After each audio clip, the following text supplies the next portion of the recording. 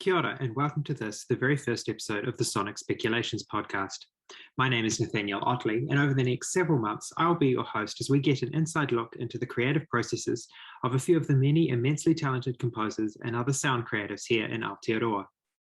Today's inaugural guest is Tāmaki Makaurau composer Eve de Castro Robinson.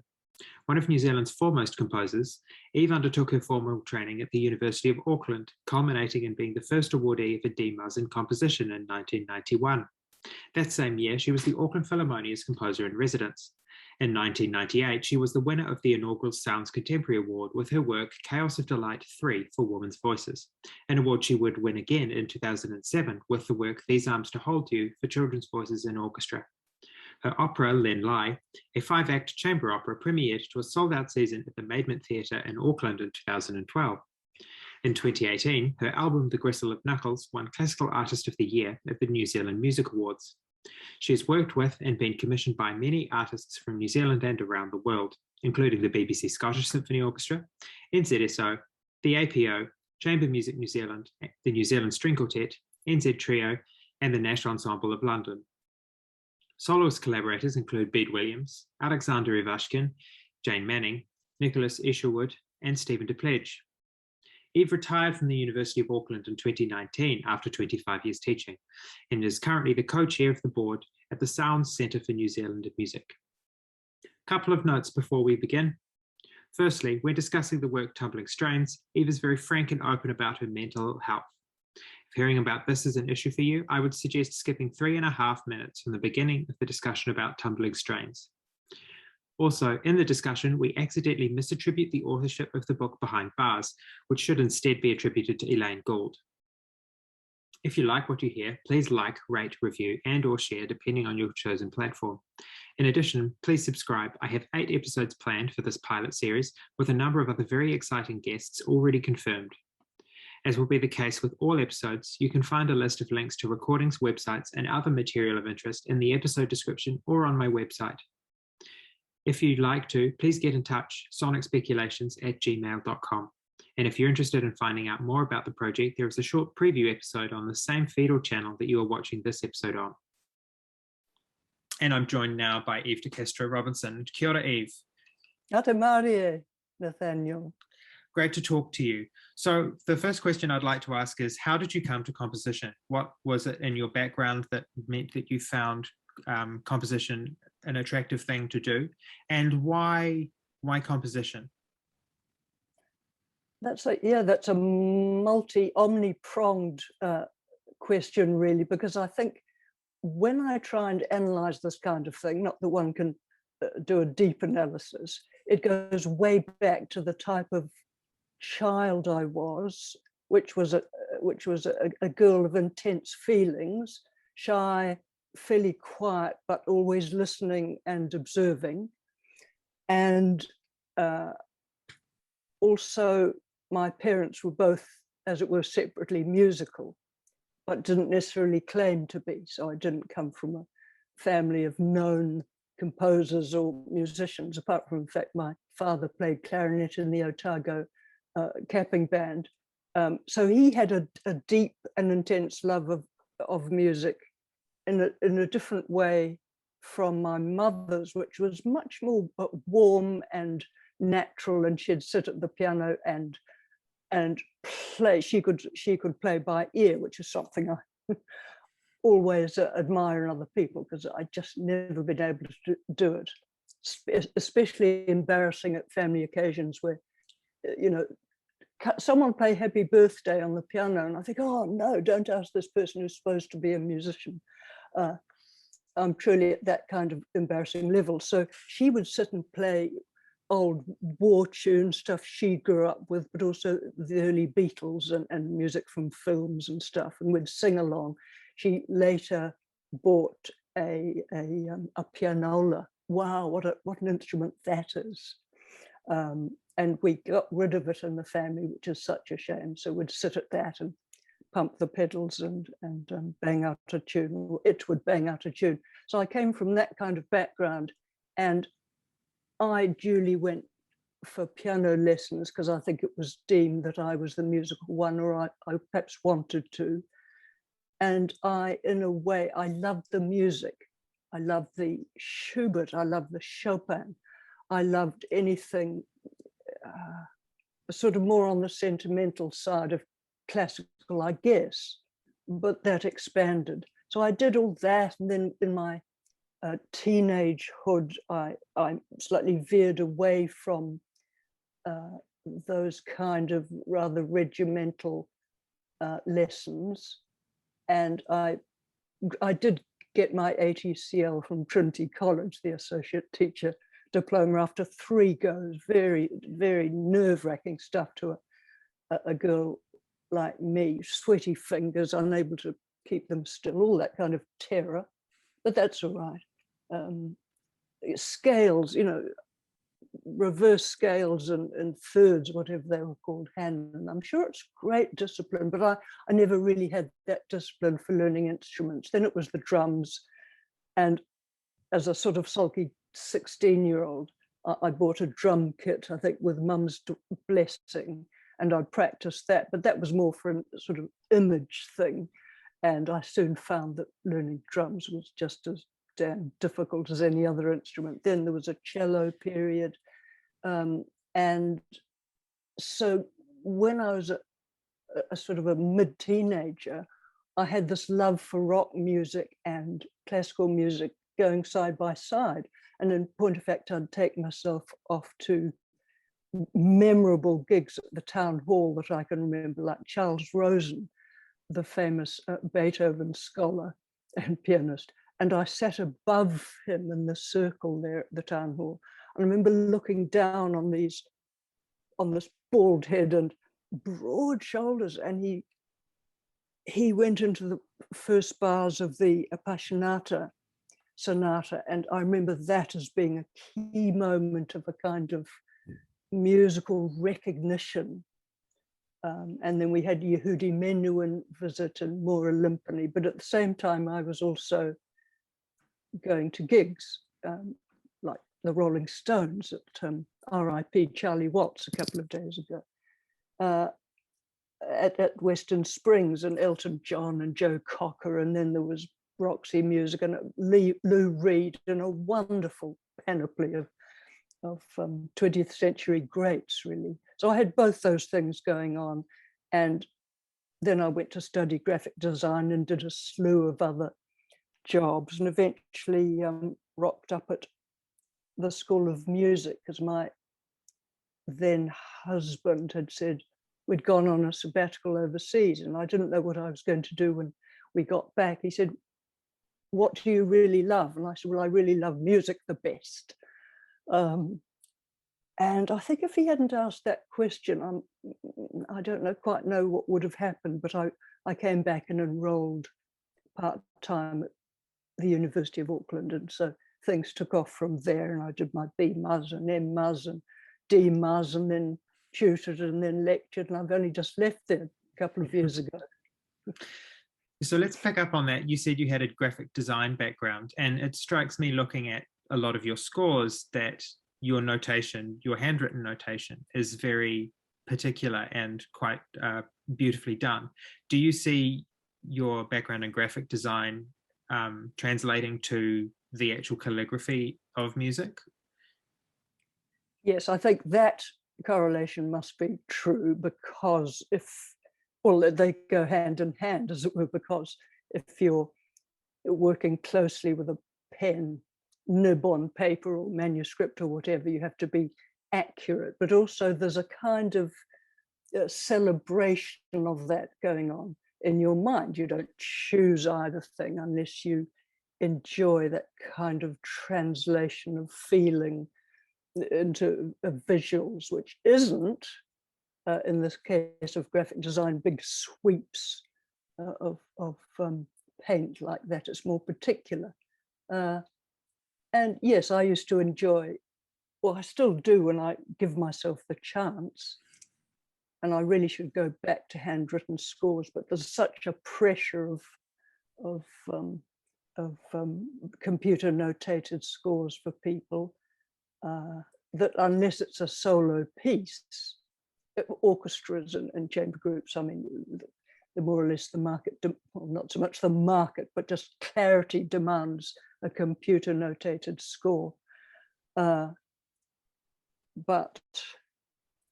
that kind of specificity in graphics I enjoyed doing, and it's quite an art. So I do remember noticing fellow students' scores were much scruffier than mine.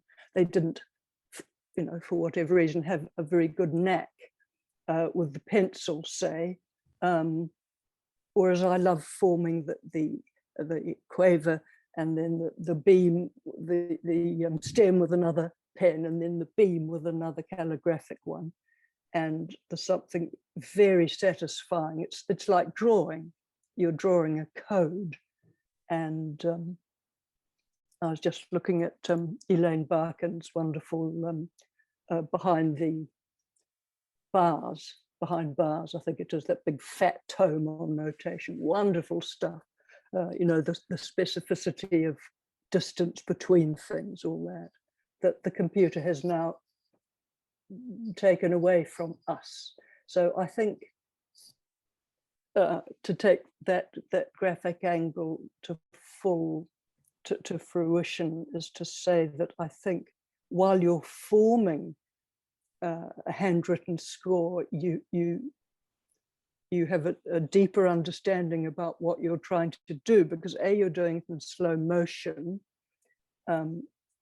and B, you're having to think about, and along with that, you're having to think about what sound you're forming. So you can't just, a la Sibelius, say punch and cello, crotchet equals 124, and off you go. And then a bar line comes up, and you have to be much more, much freer in a way, but you could create your own limits around what you're doing. And one of my favorite ever pieces of teaching was from Douglas Muse, my first teacher.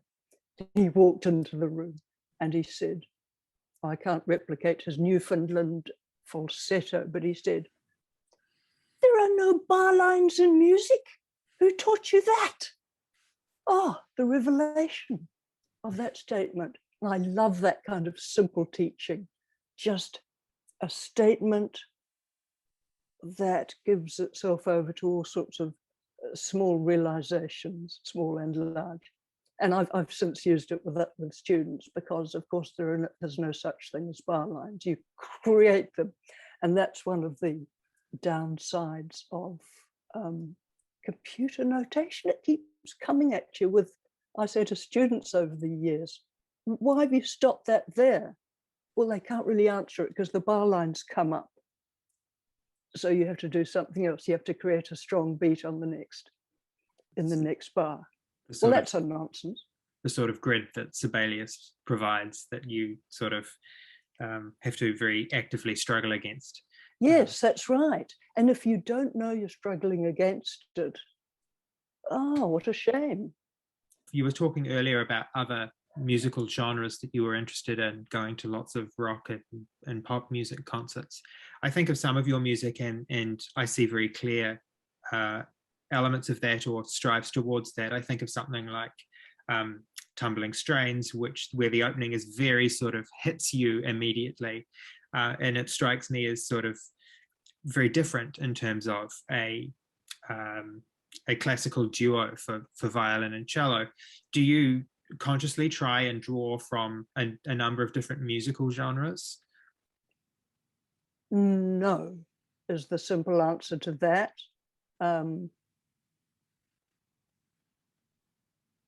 Pregnant pause, no. Unless I'm deliberately being eclectic or polystylistic, in which case it's very obvious and I'll insert something.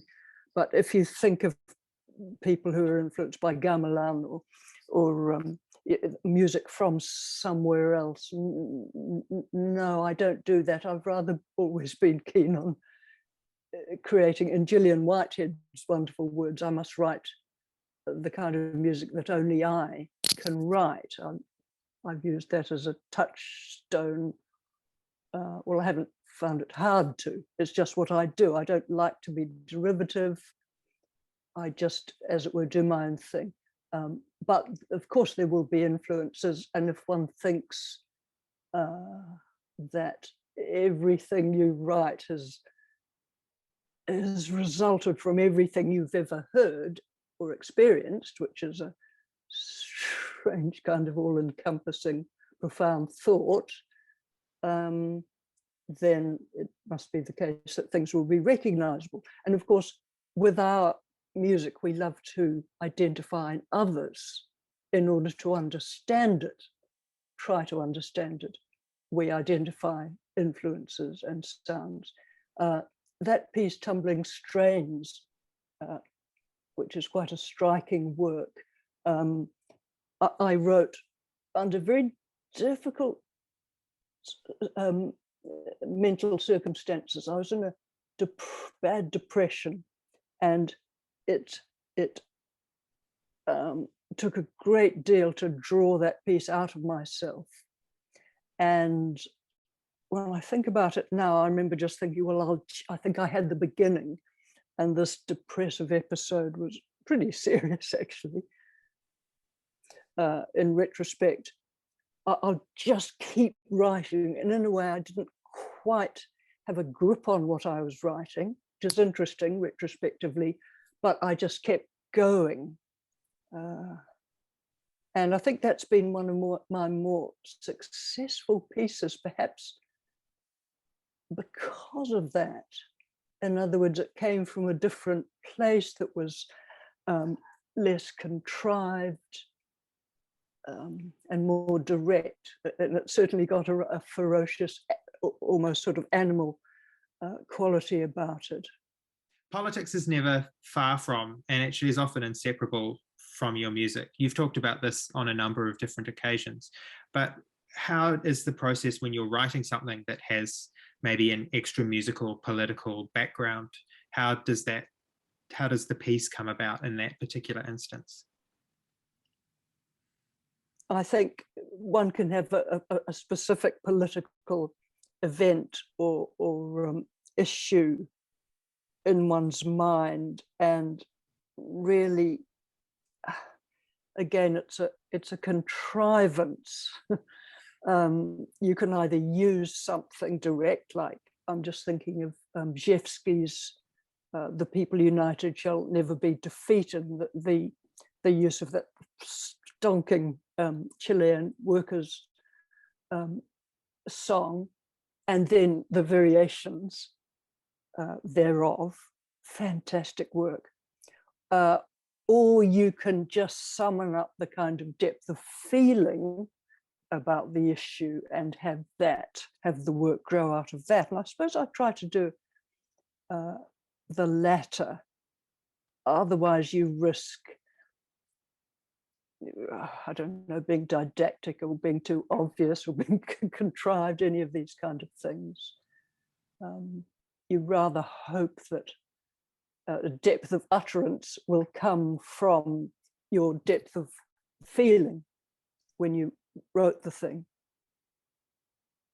I mean, I've used slogans in a few pieces. A piece called Cries of Auckland, that was a commission from the New Zealand String Quartet in Australia's Sydney's Song Company, 6 voices and string quartet. And there was a number of us, Jack Boddy included, Louise Webster, who were given cries of, and we were to fit our own city in.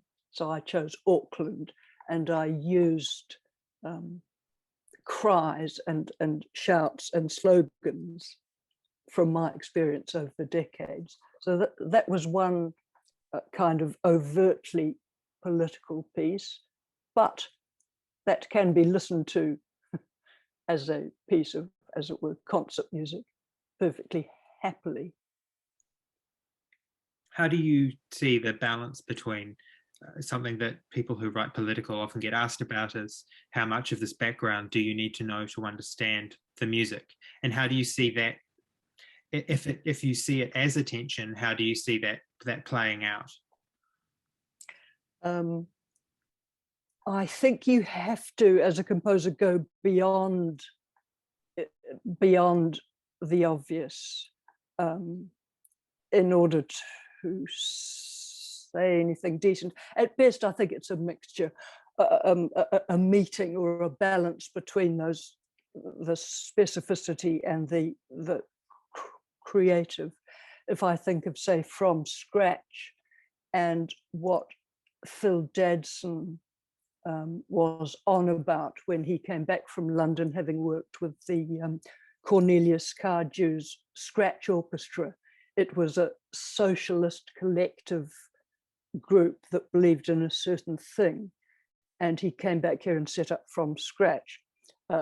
He's someone I admire very much because of these attitudes, someone who's been able to take the kind of political and at the same time be a socialist, a committed socialist about it, and manifest music that clearly springs from those things and is also rhythmic, which is something we respond to on a visceral and atavistic level, and also on a simple level. You were talking before about tumbling strains. People love rhythmic stuff, pulsed music, all of us.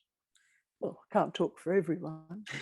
But I think with From Scratch, say that the political reached a pretty good, don't know whether the word zenith is correct in that circumstance, but with pieces like Pacific 3210 about French testing in the South Pacific. So the intensity of the works, the rhythm, yes, the chants and the slogans, but it's the whole experience, in the same way as a painting or a Guernica, you know, Picasso's Guernica for a famous example of a political painting. But then, you know, in visual artwork, you've got signs and signals and symbols that you can work with. Whereas in music, it's much harder. You have to work with the suggestion of sound. So there's no simple answer to that. In a piece called Tipping Point, I wrote a couple of years ago for the Auckland Philharmonia, and I decided to dedicate that to my son, whose birthday it was on the day of the premiere. And it was one of my, it sounds too shallow to utter, but it was, I was on about climate change. You could argue that every piece of music written now is in some way connected to the concept of climate change, and that we can't get away from it as the prevailing state of things. But I guess I came at it with the usual intensity that I employ with every piece, and so it has these powerful kind of chords and utterances, and it has stamping feet like the march of protesting feet. And it has a clock ticking away in the background, the clock motif, which of course is a very well-worn one for any a composer, how to keep literal time, but at the same time as reflecting real time. That happens on a woodblock, I think, throughout the whole piece. And then I divided it in half, which isn't easy with a very short piece. And I figured that it could be played, either half could be played first. I don't know whether that'll ever be tested. And one half is very visceral and angry almost. Well, I don't think you can translate anger into music very successfully. It's more about intensity, energy, and something uncontrolled. And then the second half is its direct contrast or opposition, which is all to do with childhood lullabies and sentimentality and nostalgia. And then I think there are people walking off at the end, leaving the woodblock ticking the time ticking away. Oh, I make it sound like a terrible cliche, but I think it worked pretty well in practice. I think often when you start speaking about music in terms of language, actual words, you're instantly reducing things down so that anything can sound sort of contrived. Yes. When you presented it to the APO did you choose, you said there are interchangeable sections, did you choose which order they went in, or did they? Well, that's a nice question. No, I was pretty sure that, you've got a commission, you've got a certain date, it's going to happen. The concerns are much more prosaic, aren't they? Conductor comes, you have to give him the score. I say him, it usually is, but increasingly not, which is great. In this case, it was a him, the wonderful Giordano Bellincampi. And, what comes first will more or less bar one. And I guess at that stage, I wasn't thinking, premiere, we could try it the other way. That's for the next performance. And actually, formally, with an A, it's interesting to think about that kind of interchangeable thing, because of course we know that happens in piano music, all sorts of pieces from mid-last century, with stochastic or chance elements. You start somewhere. Doesn't happen quite so much now, does it? So you've written 3 works based on the artist Len Lye, Len Songs, Len Dances, and your 90-minute chamber opera, Len Lye. What is it about his art that drew you to respond to it in a musical manner? Well, I've known about Len Lye for ages. I went to art school, as you mentioned earlier, ATI as it then was known, Auckland Technical Institute, to do graphic arts. And the lecturer who became my husband, Ken Robinson, who actually passed away this year, introduced us to this figure Len Lye in life drawing class, I think it was. And he put on the scratch films. He put on Tu Salava and Free Radicals. Wow. And I'd never seen such thing. I'd never seen experimental filmmaking like that from a New Zealander who was still alive then, because he didn't die till 1980. And that had quite an effect on me, because we got to make scratch films of our own. All the students were given clear film stock, and we painted on them, or black film stock, I think, that we scratched away, a la Free Radicals. And that was quite an experience. And we had to put music with it, and I put Khachaturian's Sabre Dance to knock out little, very short, punchy orchestral work with mine. So that was an early exposure to Len, and then subsequently I tried to see as much Len Lye as possible. There was a big show at the Auckland Art Gallery, memorable to anyone who witnessed it, in 1980, of Len's kinetic works. The famous blade, the vertical oscillating stainless steel blade against which a cork ball pings and twangs. A fantastic thing. And Universe, which is the big bumbling kind of bouncing ovoid, which does a similar kind of dance. Completely unique pieces. Len was a real visionary. Anyway, so when in 1990 whatever, or 2000 and something, there was a wild opera scheme mentioned, I thought, I could get in on that. Who could I do? You had to choose a New Zealand topic or a New Zealand person. And I really thought of Len Lye in an instant. So I got on the phone to Roger Horrocks, who's the world authority on Len, and also a good friend of mine. And he'd just written the biography, Len Lye, the biography, just looking at my bookcase here, wonderful book. I said, Roger, what do you reckon we write an opera on Len Lye?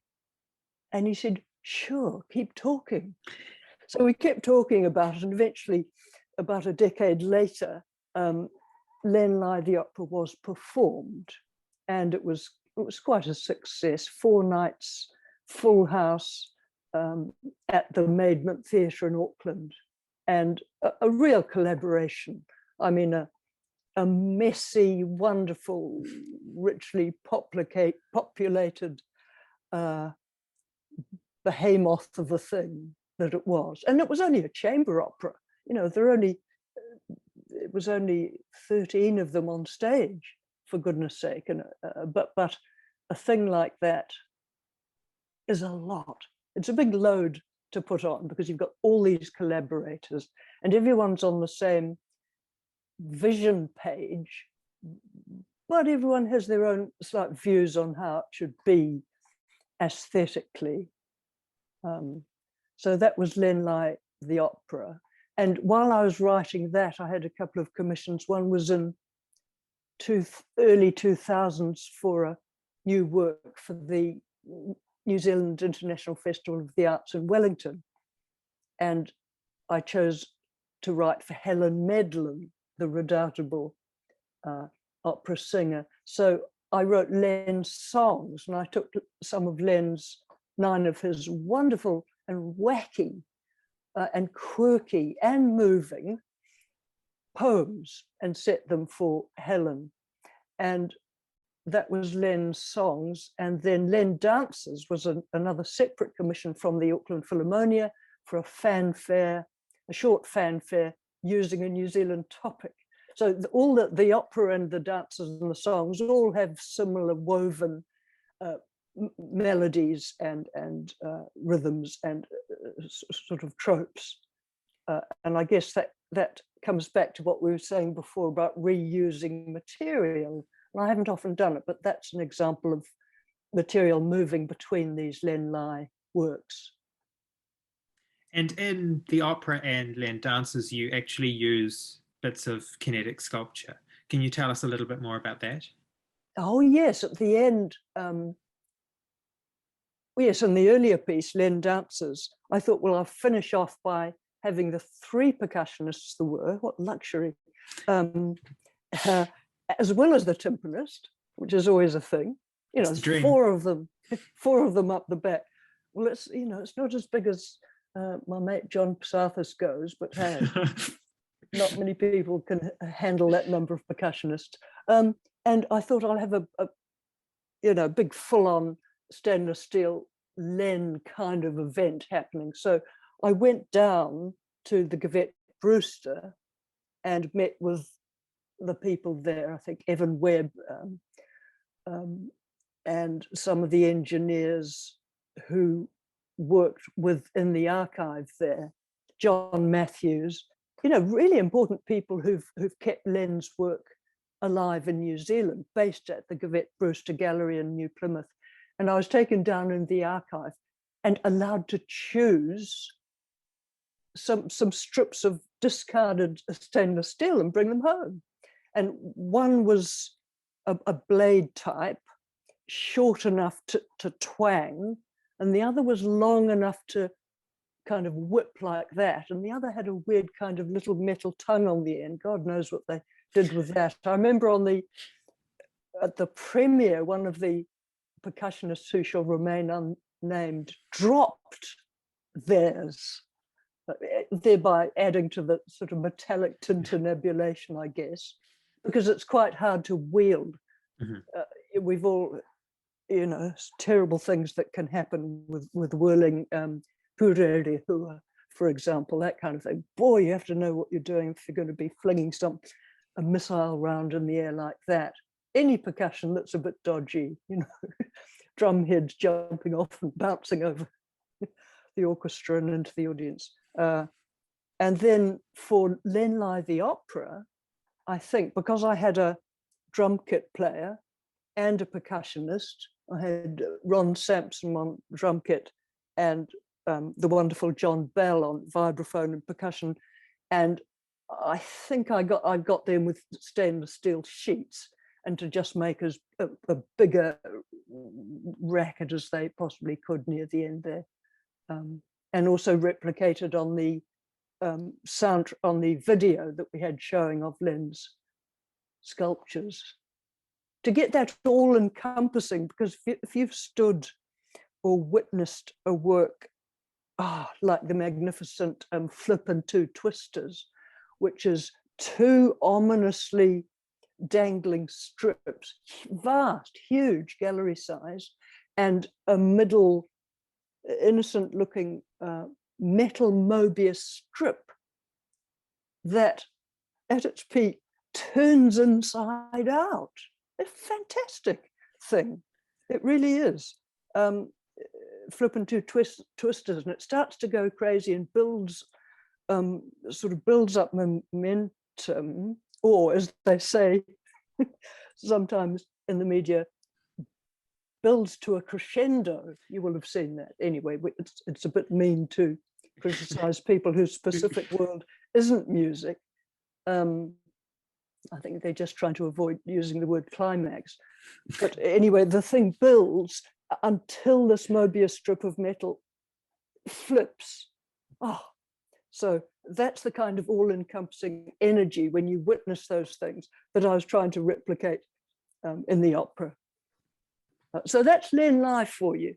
This guy that was full of life. He had a wonderful word, ziz, Z-I-Z-Z-Z-Z, really onomatopoeic.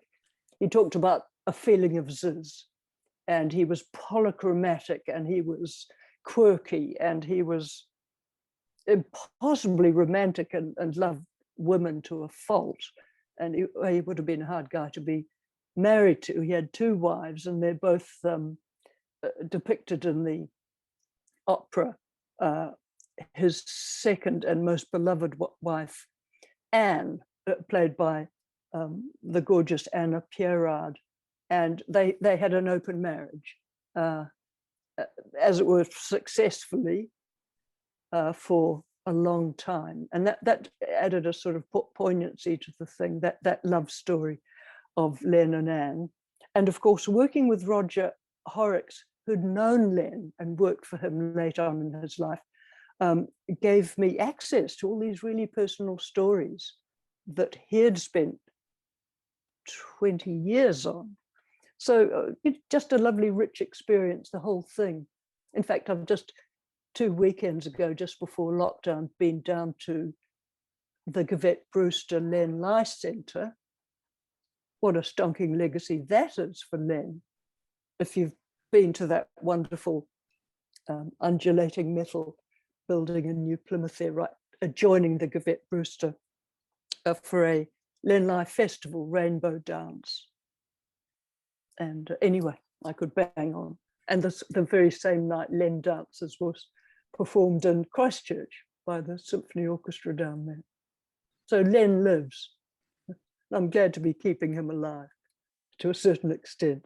What do you think about sort of the legacy of New Zealand opera, not the company, but of opera written in New Zealand here? We have a number of we have quite a strong history of written operas. I'm thinking of the operas of Gillian Whitehead, yourself and Gareth Farr, many others. And there seems to be an instance where they'll get a premiere at a festival or something, and then we often won't hear them again. And it often means that there are these quite seminal New Zealand opera that we then don't have recordings of in a medium that is easily accessible. What do you think about that? Well, apart from agreeing with you, that is the case. They're multimedia in many cases. Ours was a very modest chamber opera compared with, say, Jack Body's Alley, which I thought was a remarkable work, one of the best things I've seen from New Zealand. I remember being at that premiere thinking, this has to be restaged. That was also had soundtrack and singers flown in from China, that kind of difficulty. Chris Blake's Bitter Calm I never got to see live, but he had water raining on stage, that kind of thing.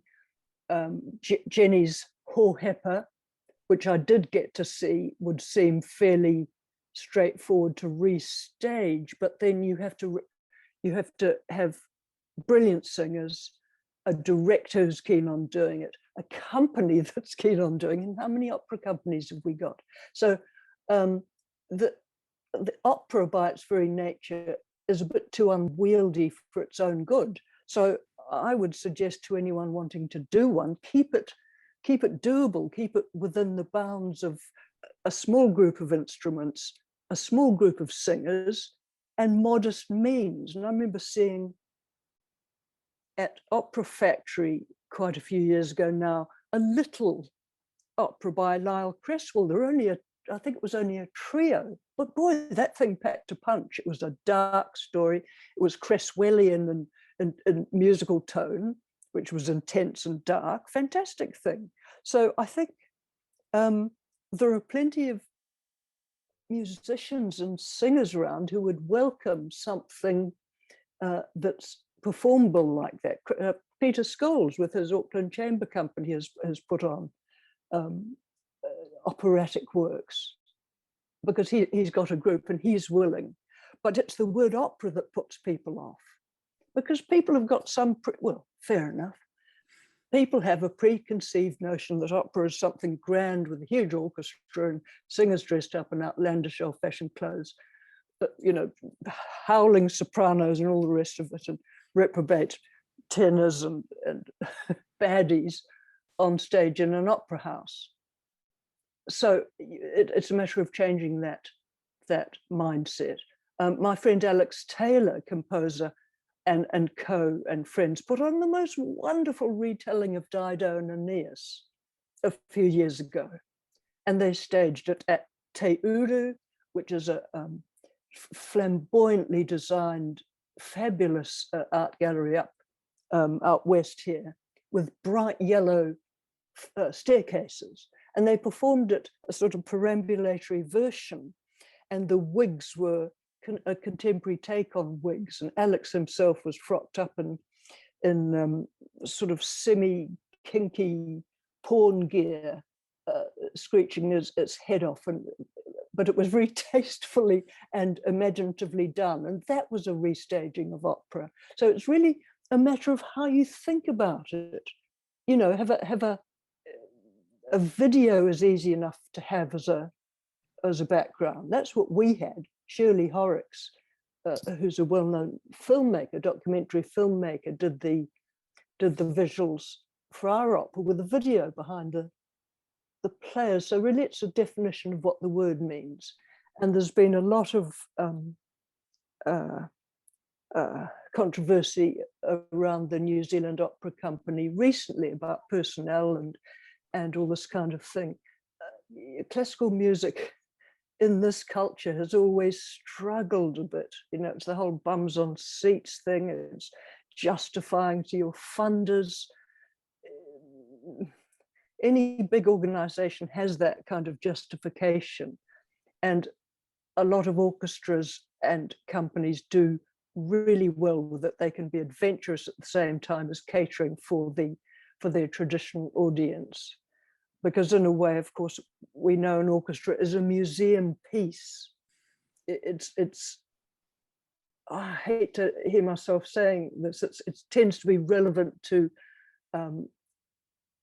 a small number of people in terms of its makeup, and also to a composer. It's a kind of historical nonsense in many ways. That's a fairly extreme view. But if you think about it cleanly and objectively, what the hell are we all doing writing for orchestra?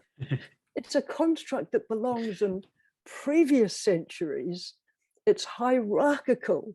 It's you know, patriarchal. It has this ridiculous lineup of badly acoustically designed choirs that are rooted in spot. You know, no wonder Luciano Berio tried to manipulate the thing, as did Stockhausen. Of course, those aren't the orchestral works that most people want to hear or are aware of, but I just offer that as an extreme maverick view of the kind of musical culture. An opera is just means work, opus work, opera, many works. An opera, it should be anything. And when we were writing Len Lye the opera, we toyed about calling it a music drama. What do you call anything? It's like a symphony. There's been a lot of male composers in this country who write symphonies. For some reason, women don't do it. Anyway, I'm digressing here wildly, but not that much. It's all about you came at me with this problem of opera.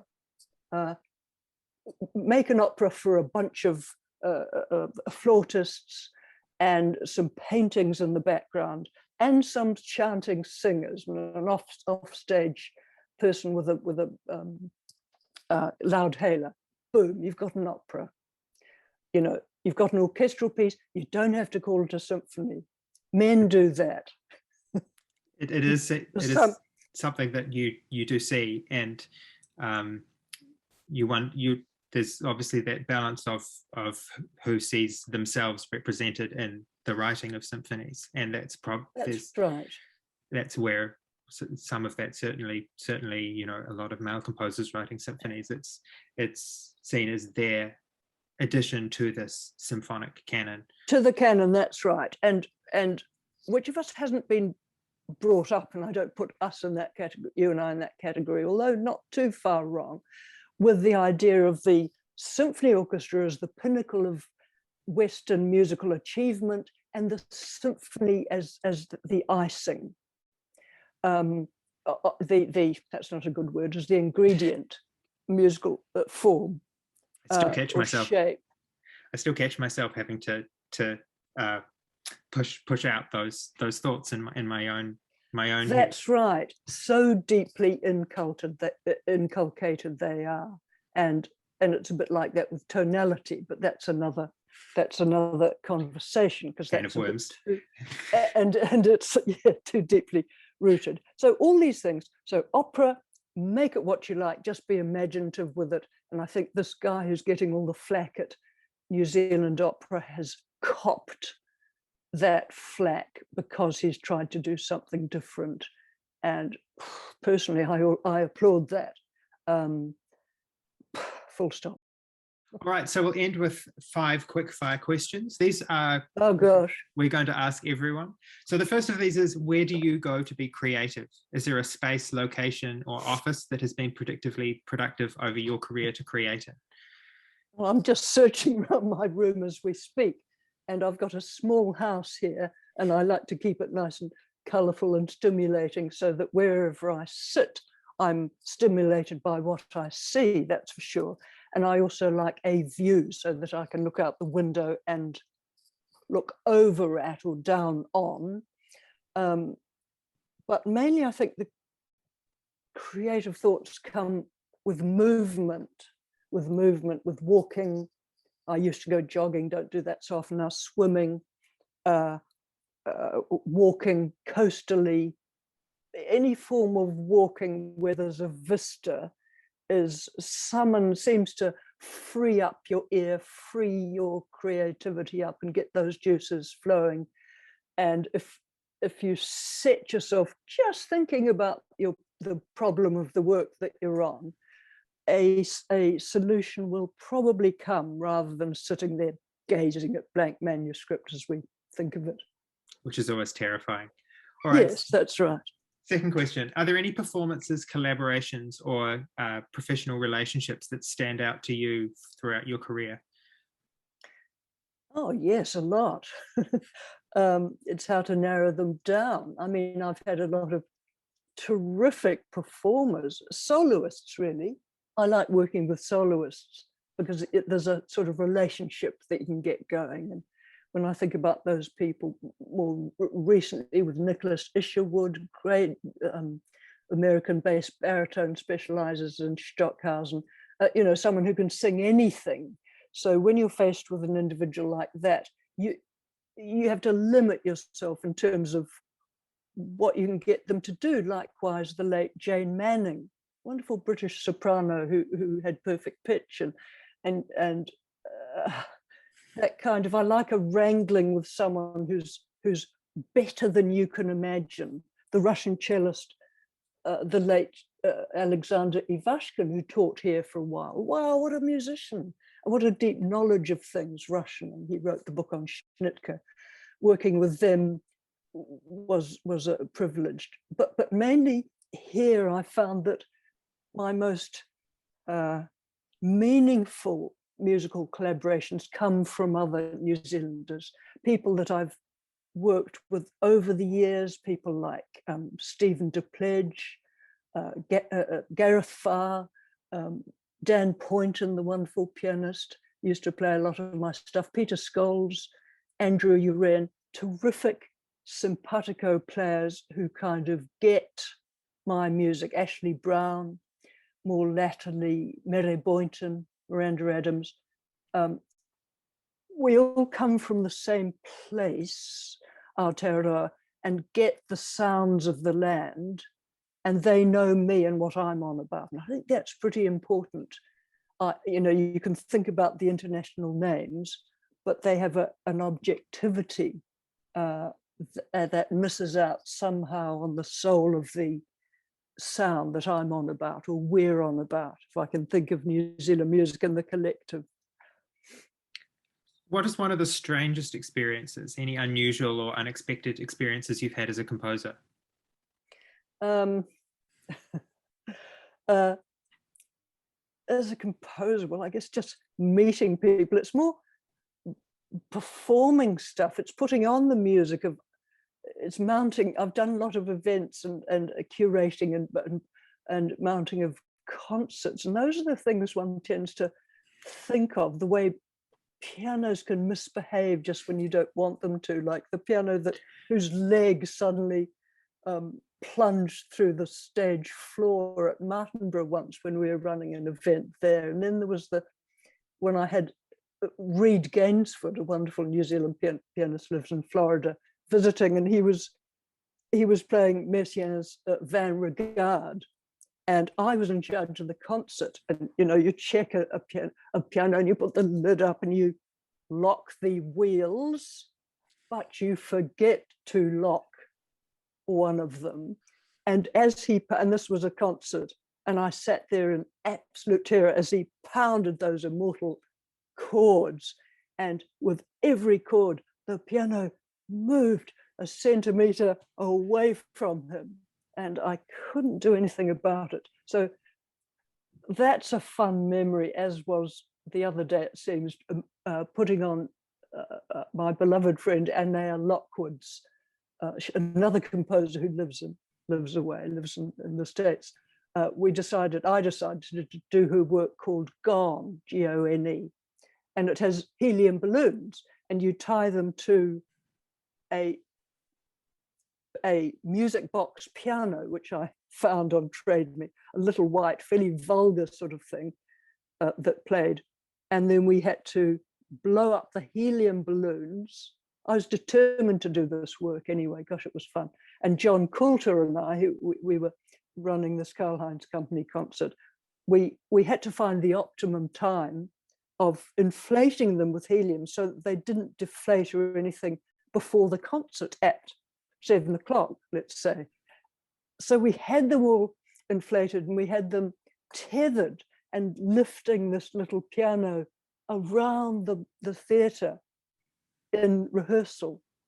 Was quite magical, it really was. Came to the performance and you could guess the rest.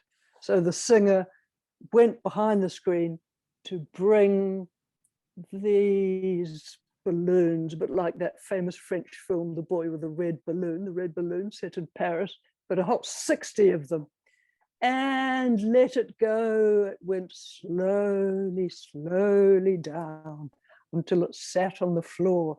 And so the whole effect of the piece completely disappeared. But yeah, those are just a few memorable things that weren't my music, but I was heavily involved in the performance. Fabulous. Any memorable non-composer jobs you've had over the years? Oh gosh, yes, lots of those. Um, one of my favorite jobs was working in a petrol station. I was about a late teenager, and I guess my then boyfriend had the job, and he said I could get you a job here, as often happened in those days, or in the days when it was much easier to get a job.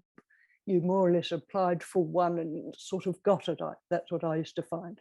We're talking about the 70s here. And I just loved it. You were outside. I used to wear sort of little tiny denim shorts and gloves, and you'd pull the gloves on and you'd go out to meet the customers and you'd check the oil and you'd pump the petrol and oh, look, there was something about working outside, having the exercise, being a girl in a man's domain. So I think I drew quite a lot of customers, apparently. And just the whole freedom of that physical kind of work, which is the opposite of what a composer does. And now I've done things like work in a pantry when I was a bit older, making chocolate truffles, and having to brush your teeth just before you got into that particular job in case you ate the whole mixture while you were going. But and I've done jobs for very short periods of time, and you see how, I mean, on a serious note, you see how hard that workers really work, how hard they work. Oh boy. And I'm a strong unionist, by jingo, as my father used to say. And this was things like bed making. You go to be a housemaid at a big hotel. One day I lasted in that job. Bed making, you go round underneath the thing, make the bed, and physical. And then there was the time I was a cleaner. 2 days I think I lasted. Cleaning, you had to start 5 o'clock in the morning. It's dark, it's freezing, you're cleaning. Oh boy.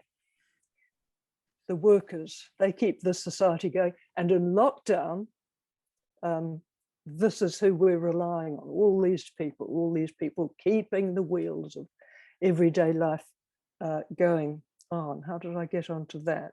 So university lecturing, after all that, is a complete contrast, standing in front of students and trying to be stimulating. That's what I've spent most of my life doing, and that can be deeply satisfying, but also incredibly frustrating. But I'm glad to have spent a lot of time doing it, because I feel as though I've been able to give something, and I've got a hell of a lot back. Great. And finally, what is a reading recommendation you would make? Ooh, anything by Rebecca Solnit, the incredibly smart, incredibly sharp American essayist. Or if you're on Facebook, you can read her posts there. But anything by her essays and stories and observations really would be a pick right up there. And I've got many of her books on the bookshelf, which is sort of increasing. And I think a lot of people are in that position, because I like the essay form, and books where I can dip in and out of, so it's not necessarily a narrative to follow. Great. Well, thanks so much, Eve. It's been a pleasure talking to you, and thanks for your time. Thank you, Nathaniel. Ngā mihi. Ngā mihi. And that's just about us for this first episode of the Sonic Speculations podcast. I'd like to once again thank Eve for her time, and indeed thank everyone who's made it to the end of this episode. If you'd like to hear more from Eve, check out either her interview on the Sounds, Moments and Time podcast, where she speaks about her work, The Cries of Auckland, or check out her 2018 Lilburn lecture, available on the RNZ website. If you've enjoyed this interview, please like or rate this episode, and you can subscribe in order to get every interview we do here quickly. If you want to get in touch, please email me, sonicspeculations@gmail.com, and I'll be back in a fortnight's time with another episode.